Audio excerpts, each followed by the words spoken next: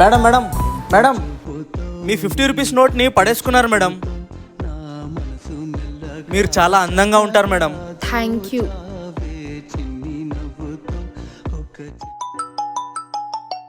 అరే unknown number, madam phone చేసినట్టుంది.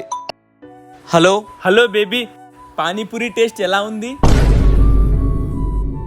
ఒక plate panipuri ఇవ్వరా? తీసుకోండి మేడం. ఎంత అయింది? 50 రూపీస్ మేడం.